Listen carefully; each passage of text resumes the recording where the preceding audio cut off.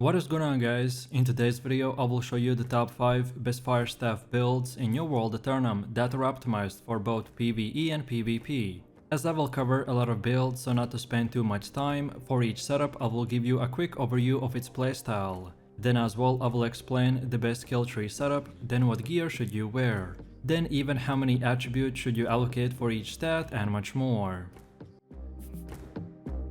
So moving over to the first build, which is the fire staff and the blunderbuss. This setup's main focus is on high AoV damage over time. These weapons can be used interchangeably, as both have very high DPS, and fire staff is mainly the mobility / AoV king, while the blunderbuss is more focused on very close range DPS. Overall, this build has an amazing damage and can be used in both close or long range. We went with the skills that will not only do damage over a long period of time, but also give us the ability to catch or run away if the situation calls for it. So let's take a look at the setup.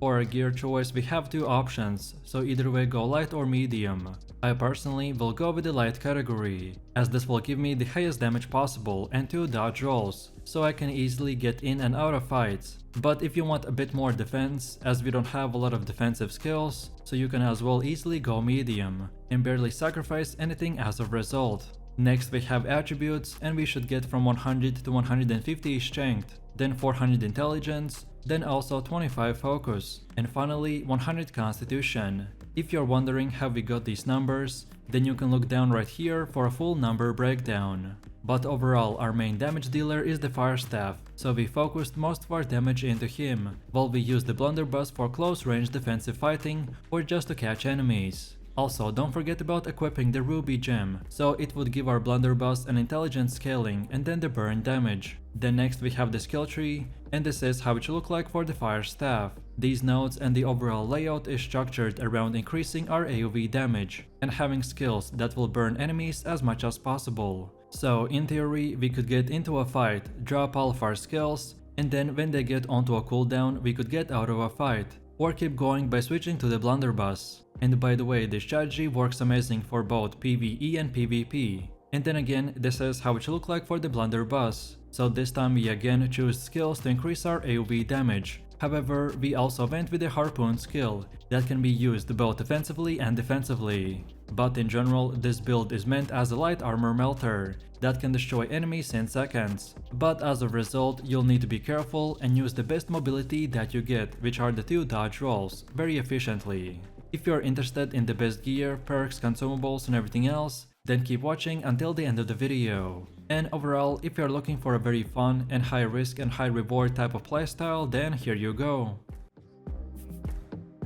Then for the second build we have the fire staff and the rapier. The setup excels at close quarter fighting and uses its extreme mobility to attack and escape. The rapier is built to hit super hard with its specs, giving it enough damage to kill even the most tanky healers or very strong bosses, while the fire staff provides decent ranged offensive options that can do good damage thanks to the high critical rate, while also providing excellent utility with its gap closers. Overall, the setup has the best stamina sustain you could get, making it excellent for a lot of dodging, especially when you're outnumbered in PvP or in a hard expedition. So let's take a look at the build. For our gear choice we have two options, so either way the light or medium armor. Both are good choices, it just depends if you're willing to sacrifice survivability for more damage. I personally prefer to go with medium option.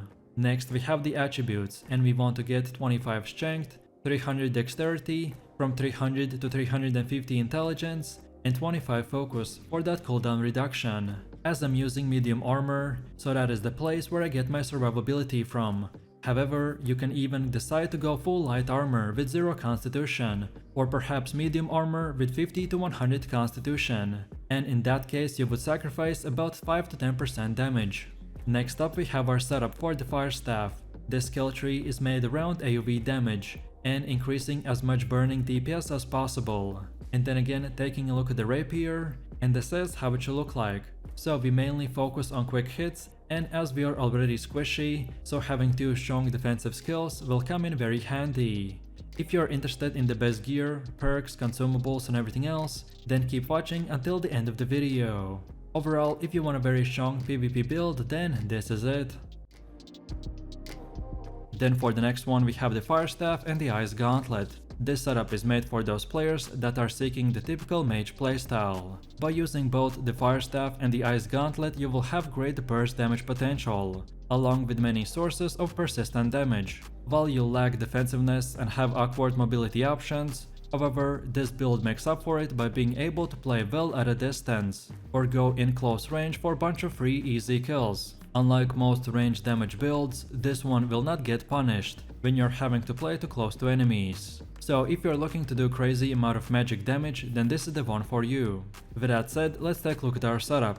And for the weight, we will go with the medium armor, as unlike other mage builds, we won't have almost any defensive tools, so going medium category and getting the decent constitution will be our only way of survival. However, because of this, we will do insane amount of damage, and we won't have to worry much about using skills at the right time, as we're going to be able to drop skills in no particular order. Then next we have attributes, and we are going with 25 strength, then 25 dexterity, then 500 intelligence, then also 25 focus, and finally 100 constitution. This is one of the easiest setups to achieve, as we'll need it to build intelligence, and then the rest you can get with point allocation that you get from the max level.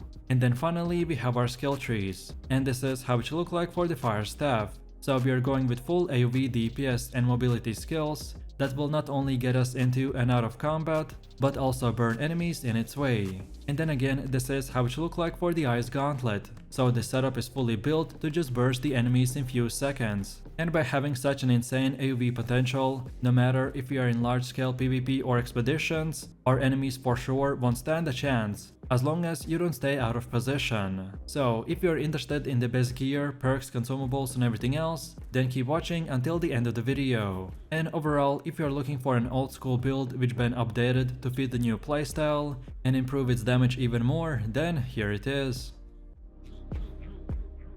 And then for the last and final one, we have the fire staff with the void gauntlet. Both of these weapons are extremely powerful in combination, which will give you the offensive firepower of the fire staff with the fantastic utility of the void gauntlet. The issue though is that this weapon combination has a mana problem, although if you build this setup right, then you will be debuffing and bursting enemy players down in just few seconds. So as far as our gear goes, we want to stay in the light category, as this is mainly a ranged build that prioritizes maximizing damage over survivability. Then for the attributes, we want to go with 500 intelligence, then 100 constitution, and then put the rest of your points into reaching 25 in focus, 25 in dexterity, and 25 in strength. Going past 500 intelligence is just simply not worth it, so we don't really have any other option besides getting some constitution and cooldown reduction. Then next we have our skill tree, and this is how it should look like for the void gauntlet.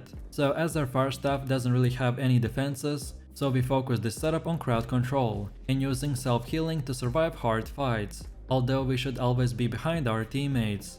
And then again, this is how it should look like for the fire staff, so we mainly build as high fire damage and cooldown reduction as possible. And then for the last and final one, we have the great axe with the fire staff. This is a very unique and off-meta build, in the sense that we are a melee mage caster that depending on the fight will do both, so go into melee and long range. This setup has an amazing mobility from both of the weapons, while also having strong fire burn effects. So let's take a look at our setup. For our weight category, we will go with the light armor, as this build is primarily meant for range and maximum amount of damage. So especially for PvP, we will be kiting and catching low enemy players off guard.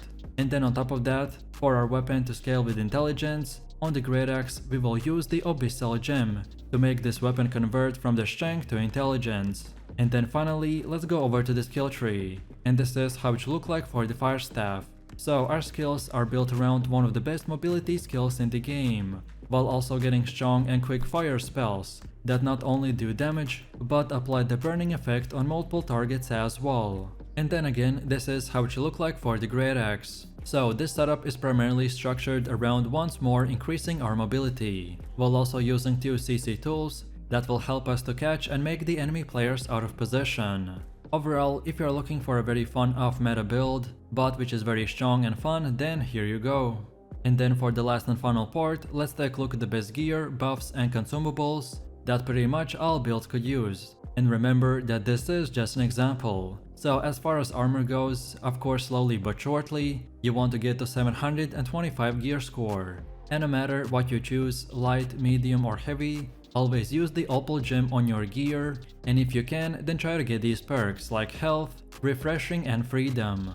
Then as far as your weapons go, use also the opal gem on all of your weapons, besides on the last build. As for him, we need to equip the abyssal gem to convert the strength damage to intelligence. And for weapon perks, you can try to get keen, vicious and refreshing move. And for your rune choice, you can either way choose the stalwart heart rune of the stone form, or perhaps the brutal heart rune of the detonate. And for your consumables, you should already know what to do. So use honing stones for damage increase, use intelligence food for plus 40 attribute stats, and don't forget about healing and regen potions, just in case if you get in trouble. And that's about it.